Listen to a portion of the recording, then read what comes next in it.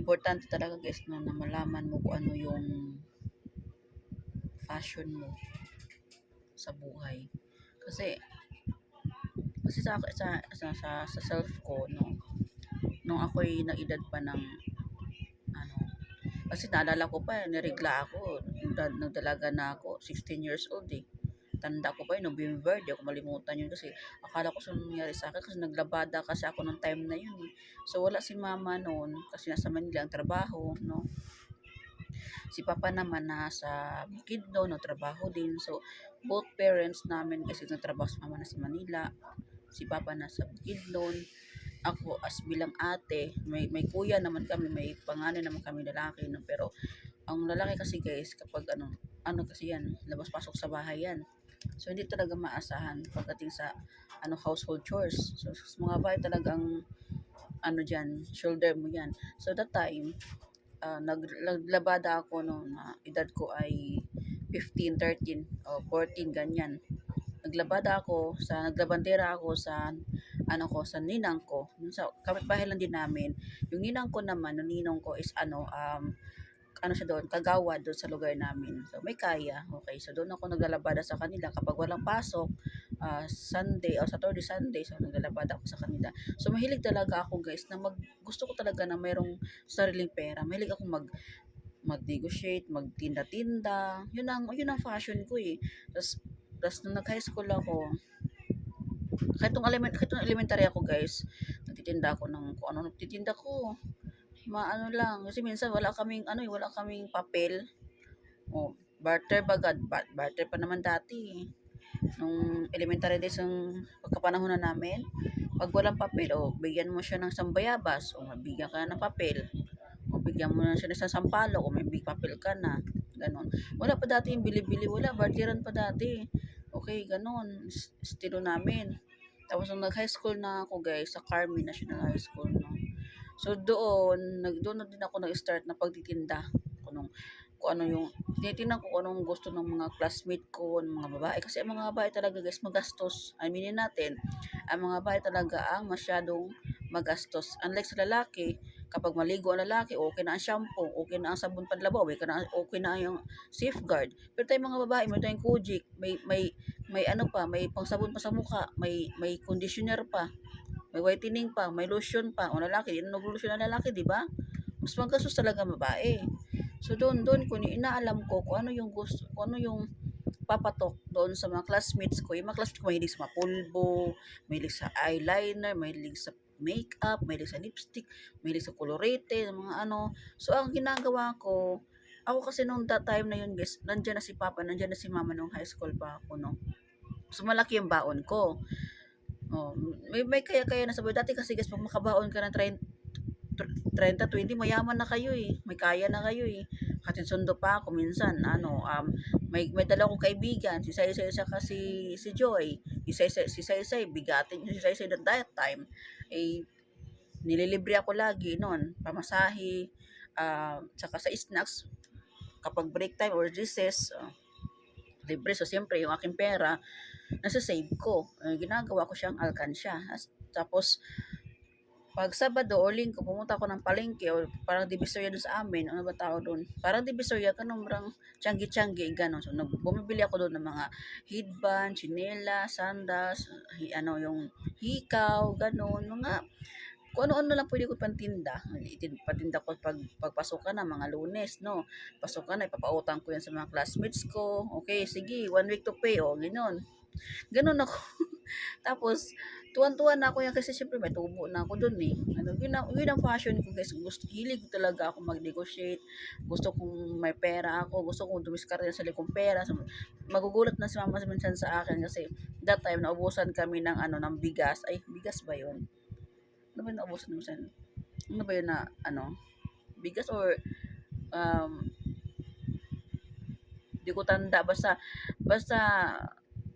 Basta may binigay ako kay mama pera, tapos nagulat siya, saan daw galing yung pera na yun. Pero alam talaga ni mama na sa mga anak niya, ako yung mahilig magtinda-tinda, mahilig magbinta-binta kasi makikita sa bag ko, ang dami kong bit-bit, kung anong binibit ko paninda. Kulang na lang yung mga damit ko, pantinda ko eh. So, sabi naman, saan ka rin ano, sabi ko, ipon ko ma. Ipon ko dati yung mga ano, pulbo. Yung pulbo na, hindi, yung pulbo na Johnson. O yun, ang alkansya ko noon. Ang dami-dami kong inipon doon na malaki, may maliit, may katamtaman lang. Ang dami kong ganun sa ano sa kwarto ko. Sa Mindanao kasi bahay namin up and down kasi yung bahay namin, malaking bahay namin doon sa Mindanao. Kanya-kanya kami yung kwarto, no. So walang iba makakapasok doon sa kwarto kasi ako lang talaga kasi yung kwarto ko pinapadlock ko talaga. Ayoko may pumasok sa kwarto ko. Maano ko, masilan kasi ako guys eh. Kahit yung mama ko hindi yun makakapasok sa kwarto ng basta-basta, magagalit talaga ako. Kasi ayoko nga ng basta na pinapasukan na ibang tao yung hindi gusto ko yung ako lang talaga yung pag ano ko pag private area ko, pag sarili ko ako lang talaga. Kung makakapasok man kayo, kailangan meron permission sa akin. So ganoon ako kahigpit sa gamit ko sa ano ko no, ganoon ako kahigpit. So yung mga alkansya ko doon, nandun lang sa damitan ko. Safe talaga siya kasi bago ko alas ng bahay, yung kwarto ko kandado, nakakandado. Kasi yung kuya bugoy ko, maano yun eh, nangingialam yun sa pera eh. Kaya wala akong tiwala doon. Ayun, napadlakan ko yun. Tapos sabi ko kay mama, ipon ko yan, ma, alam mo naman ako umilig sa ano, yung ganun.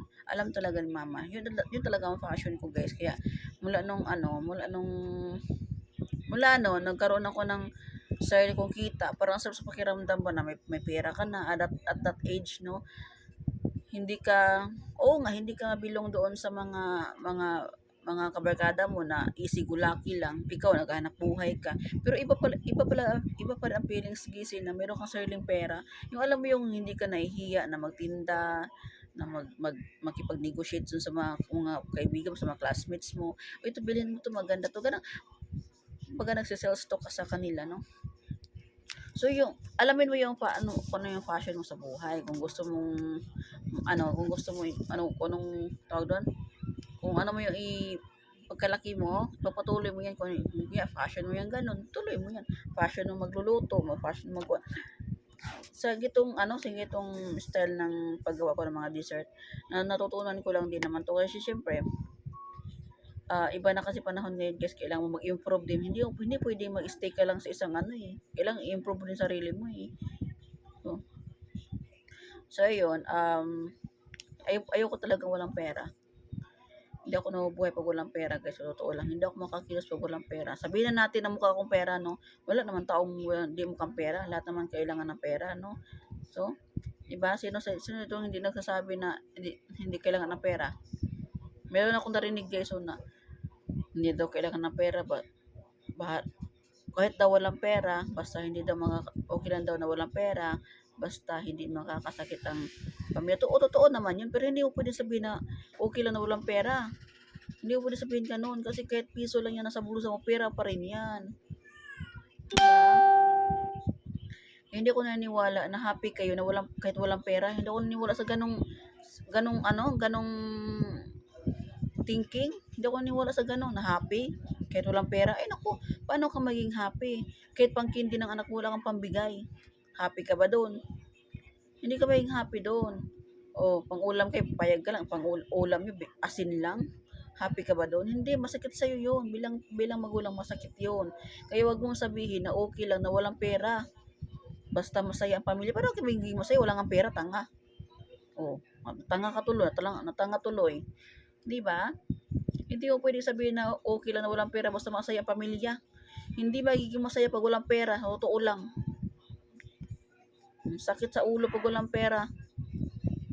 No. Kaya bata ka pa lang, alamin mo kung anong fashion mo. At nung araw guys, no, pa lang kami, dalaga pa lang ako. Hindi po talaga ako mahilig sa barkada. Iwas po talaga ako doon sa mga meron akong barkada, no, pero pili lang. Hindi ako basta-basta makipagbarkada kasi pag nakita ko kasi na iba, hindi na ako magpapatuloy sa medyo strict ako, toong buhay. Strict ako pagdating sa ganyan. Pero mas mahilig ako sa maghanap buhay. Tinda, bibinta nga ako ng kung ano sa Mindanao eh, di ba? O yun ang passion ko eh, maghanap ng pera eh. Doon ako masaya. Sa kung may pera akong sarili, ayoko din kasi palaasa. Ayokong palahingi sa magulang ko, ayoko ng gano'n na hingi-hingi. Kung may kailangan ako hingi. Hindi, ginagawan ko ng paraan kung paano ako makapag-income ng sarili ko na makabili din ako sa sarili ko na gusto ko. So ayun, kung gusto mong umangat no, alamin mo yung kung anong fashion mo sa buhay. Kasi pagpatuloy mo siya. Hindi yung i-stop mo kasi okay na sa'yo yun. Wag. Pagpatuloy mo kung anong fashion mo, sabay pagpatuloy mo siya. Malay mo, dyan ka aangat sa fashion mo. Di ba?